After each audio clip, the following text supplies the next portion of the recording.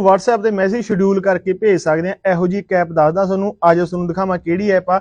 ਜਦੋਂ ਆਪਾਂ ਕਿਸੇ ਨੂੰ ਬਰਥਡੇ ਵਿਸ਼ ਕਰਨਾ ਜਾਂ ਕੁਝ ਵੀ ਕਰਨਾ ਹੈ ਨਾ, ਜਾਂ ਕੋਈ ਇੰਪੋਰਟੈਂਟ ਮੈਸੇਜ ਆਪਾਂ ਭੇਜਣਾ ਤਾਂ ਉਹ ਟਾਈਮ ਟੂ ਟਾਈਮ ਭੇਜ ਸਕਦੇ ਆ। ਜਦੋਂ ਆਪਾਂ ਨੂੰ ਯਾਦ ਆਉਂਦਾ ਉਹ ਸ਼ਡਿਊਲ ਕਰ ਸਕਦੇ ਆ। ਐਪ ਦਾ ਨਾਮ ਹੈ ਵਾਸਵੀ।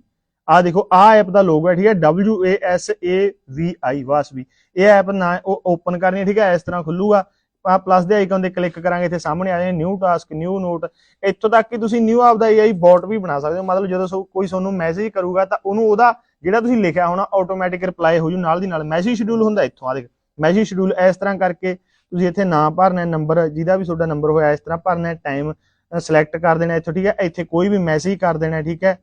ਤੇ ਜਿਹੜਾ ਵੀ ਤੁਸੀਂ ਆਪਦਾ ਕਰਨਾ ਚਾਹੁੰਦੇ ਹੋ ਉਸ ਤਰ੍ਹਾਂ ਮੈਸੇਜ ਟਾਈਪ ਕਰਕੇ ਆਏ ਜਦੋਂ ਸੈਂਡ ਕਰੋਗੇ ਤਾਂ ਉਹ ਮੈਸੇਜ ਹੈ ਜਿਹੜਾ ਸ਼ਡਿਊਲ ਹੋ ਜਾਊਗਾ। ਇੱਥੋਂ ਤੁਸੀਂ ਸ਼ਡਿਊਲ ਮੈਸੇਜ ਦੇਖ ਸਕਦੇ ਹੋ, ਠੀਕ ਹੈ। ਆ ਇਸ ਤਰ੍ਹਾਂ ਕਰੇ ਹੋਏ ਮੈਸੇਜ ਵੀ ਵੀਡੀਓ ਪਾਉਣੀ ਆ ਅਨਹੈਡ ਥਿੰਗਸ ਤੇ ਇਸ ਤਰ੍ਹਾਂ ਤੇ ਵਰਤ ਕੇ ਦੇਖੋ, ਬਹੁਤ ਵਧੀਆ ਚੀਜ਼ ਹੈ ਤੇ ਤੁਹਾਡੇ ਕੰਮ ਆਊਗੀ। ਧੰਨਵਾਦ।